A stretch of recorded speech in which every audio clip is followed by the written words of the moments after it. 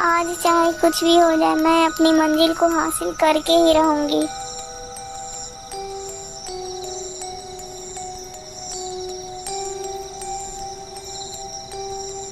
डायन चलते चलते एक बड़े से पेड़ के पास पहुंचती है। हे जादुई छड़ी, मुझे इस पेड़ के भीतर ले चलो। इतना कहते ही वो बुढ़िया उस पेड़ के खोखले तने में घुसने की कोशिश करती है।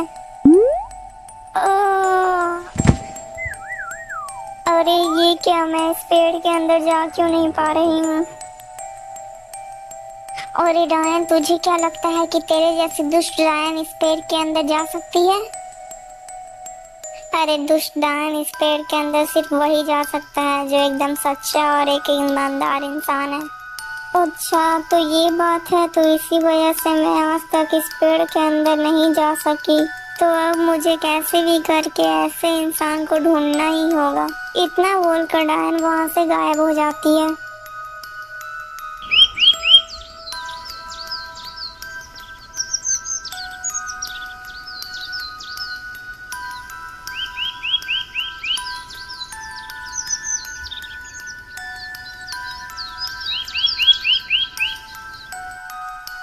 सेठ जी, मुझे कुछ पैसे दे दीजिए, मेरी माँ की तबीयत बहुत खराब है। मुझे मेरी माँ के लिए दवाइयाँ लेनी है, मैं आपके पैसे जल्दी ही चुका दूंगा।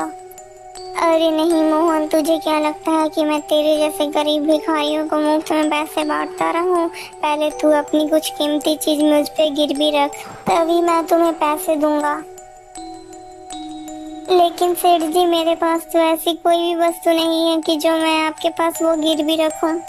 अरे मोहन, तेरे पास तो वो 2 बैल है ना, तो उन्हीं दोनों बैलों को मेरे पास गिरवी रख दे।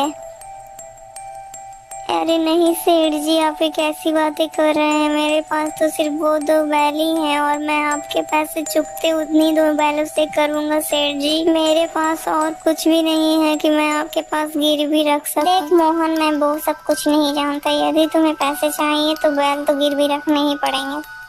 हे भगवान, अब मैं क्या करूं? यदि मैं दवाई लेकर नहीं गया तो मेरी माँ मुझसे दवाई के बारे में पूछेगी। मैं ऐसा करता हूँ कि अपने दोनों बैलों को ही गिरवी रख देता हूँ। क्या हुआ मोहन, तुम क्या सोच रहे हो? अरे कुछ नहीं सेठ जी, मैं तैयार हूँ। बस मुझे आप उन दोनों बैलों के बदले 30 रुपए दे दीजिए। ठीक है, तो फिर ये लो 30 रुपए। मोहन फिर तुरंत ही 30 रुपए लेकर वो बाजार जाता है और वो अपनी माँ के लिए दवाइयाँ खरीदता है तथा वो 1 महीने का राशन भी ले लेता है। हाँ हाँ, मैंने सारा सामान ले लिया है, चलो मैं अब वापस घर लौट जाता हूँ।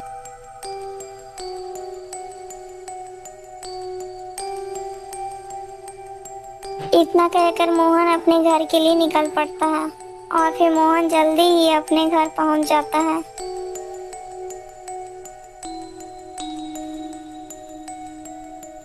देखो माँ, मैं तुम्हारे लिए दवाइयाँ और पूरे 1 महीने का राशन ले आया हूँ। लेकिन बेटा, इतने सारे पैसे तुम्हारे पास आए कहाँ से? अरे माँ, मेरे पास और कोई दूसरा रास्ता नहीं था, इसीलिए मैंने अपने दोनों बैलों के सेठ के पास गिरवी रख दिया। माँ, अब मैंने सोच लिया है कि मैं पूरे 1 महीने के लिए शहर चल जाता हूँ और फिर वापस 1 महीने के बाद ही आऊँगा पैसे कमा के, और फिर मैं अपने दोनों बैलों को भी वापस ले लूँगा। अच्छा ठीक है बेटा, जैसा तुम्हें ठीक लगे तुम वैसा ही करो।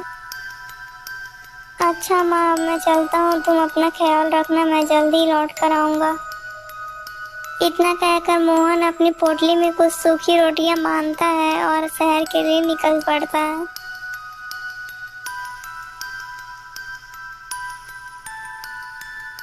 मोहन फिर चलते चलते बहुत ही घने जंगल से होकर गुजरता है। अरे अरे, राम राम राम राम, मैं कितना थक गया हूँ। मैं ऐसा करता हूँ कि यहीं पर थोड़ा सा पेड़ के नीचे बैठकर आराम कर लेता हूँ, उसके बाद ही मैं थोड़ा आगे चलूँगा और मैं यहाँ पर कुछ खा भी लूँगा। इतना कहकर मोहन फिर वहीं पेड़ के नीचे बैठ जाता है और अपनी सूखी रोटी की पोटलियों को खोलता है।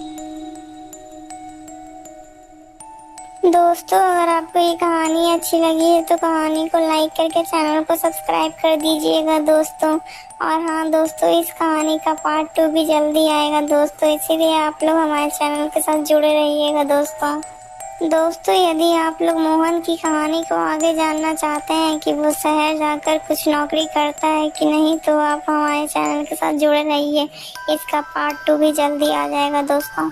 दोस्तों यदि आपको ऐसी और कहानियाँ देखनी है तो हमारे चैनल में आकर ऐसी और कहानियाँ आप लोग देख सकते हैं दोस्तों।